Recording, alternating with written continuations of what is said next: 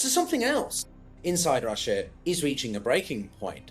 No, it's not the economy in this case, but it's occurring in a way that systems fail when they've been pushed too far, for too long, and with very little margin left.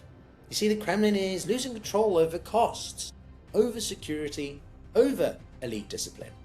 Now, regardless of the minor gains being made by the Russians on the battlefield, what we're seeing internally, the drone disruptions, infrastructure losses far from the front lines, the sudden elite deaths and the growing secrecy, coupled with the visible paranoia amongst the wealthy, are not isolated events. They're symptoms of the same thing. Russia's war effort is incredibly untenable. And inside the system itself, it's very, very bad. The pressure points compiling.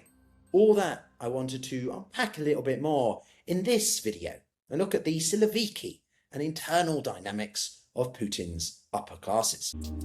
This is the Global Gambit. How's it going, everyone? Welcome back to the Global Gambit. Now, we look at the intersection of geopolitics, economics, international relations, but also the internal dynamics of Putin's Russia, because it's so important for the war in Ukraine. Not the battlefield moments in this case, not the peace rumors either, but something that is far more dangerous for the Kremlin. The internal stress that can no longer be hidden, deferred, or outsourced. Because the war is no longer just costly, it is completely destabilizing. But before we get into the whys and hows, I want to know what you think. Do you see this pressure inside Russia as something that the Kremlin can still manage, aside with all the economic pressure points we discussed in another video? Or do you think that this system is really reaching a critical juncture? Let me know in the comments and let's have a debate. So, why this now? Well, I was reading some interesting articles, reflecting on it, and for most of this war, Russia's leadership has managed to do something very effective to contain the pain. As we know, Russians are very good, they have a very high threshold. They have front and absorbed casualties. Regions absorb the immobilization. Budgets absorb the sanctions. Moscow stays somewhat comfortable. But that separation is now eroding, and this is where the situation becomes genuinely untenable for the Kremlin given enough time. Rear areas that were once considered untouchable are being disrupted. The energy infrastructure far from the front lines is taking losses, and the flights are being paused at major airports. Air defense systems are being activated around systems much more frequently, and Russians are not feeling insulated from the war. So it's not about the physical damage, of course, it's always about the mental aspect, the psychological breaching more than the materialistic damage. The moment that the elites realize that the war is no longer neatly contained, then it can intrude into daily life, logistics, business, and behavior changes very quickly. Risk calculations shift, loyalties become conditional, and uncertainty starts to spread across the system, the very delicate but crafty system that Putin has spent so long curating. Now, of course, this is never about civil unrest or mass unrest. Russia's not going to do that. Russian regimes don't fall because of street protests. They've spent decades perfecting the tools needed to manage, suppress, or just simply ignore public dissatisfaction. They fall when elites stop believing that the centre can protect them. The Siloviki begins to fragment. Right now, that confidence is eroding in ways that matter. Wealthy Russians are travelling far less, not because they suddenly have become patriotic to the motherland, but because the movement itself is a risky calculation. Security habits are changing. Personal protection is being upgraded, routes are altered, and the meetings are shortened. Trust is narrowing. We've seen what the Ukrainians can manage with taking out of several senior military figures, just one the other day. The paranoia, therefore, isn't irrational. It reflects a system where access to protection is no longer assumed, where status no longer guarantees safety, and where yesterday's insiders can become today's liabilities. It's a hell of a load. That's a hell of a load of broken windows. Aside from the external pressure, there is always, of course, quiet internal consolidation. Assets being reallocated, as we've discussed about gold in another video, but also jurisdictions being reshuffled and portfolios being pulled back toward the security services. Consolidation in Russia has always been violent.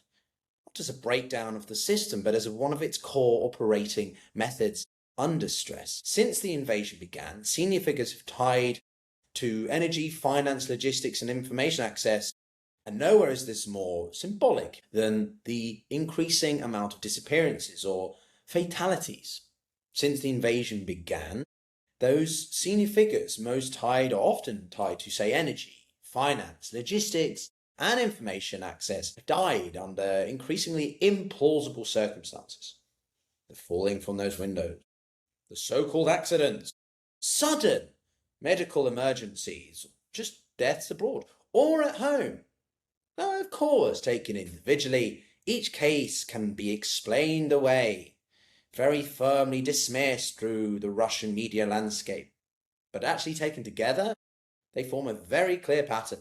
They cluster around economic choke points, oil companies, export logistics, banks, and those able to manage political or commercial information, i.e., people positioned where money still flows, where sanctions can be evaded, or where decisions about rents and accesses are made.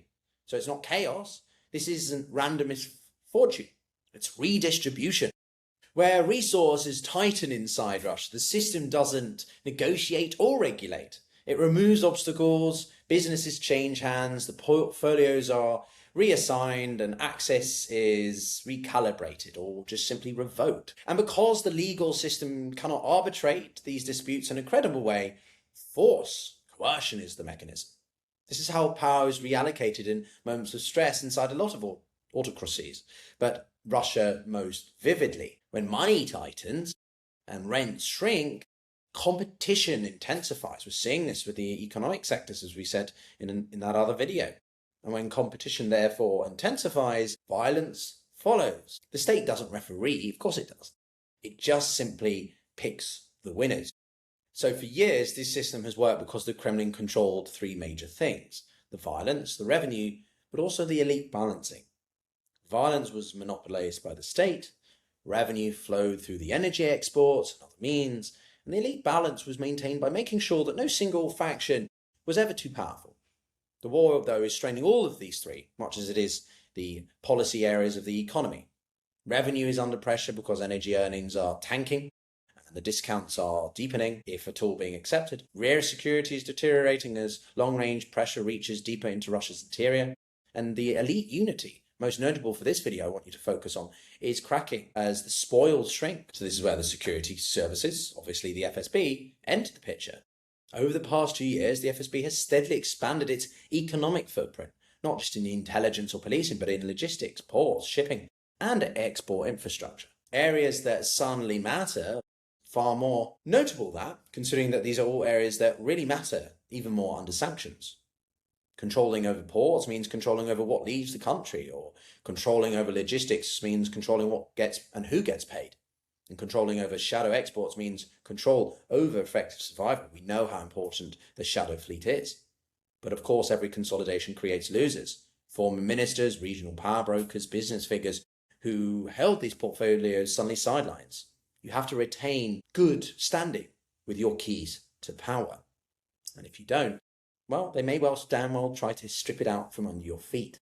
No one is more aware of that than Mr. Putin. And then, of course, contributing to this is Ukraine's long-range pressure. Now, they're not decisive in the sense that they will collapse Russia's state.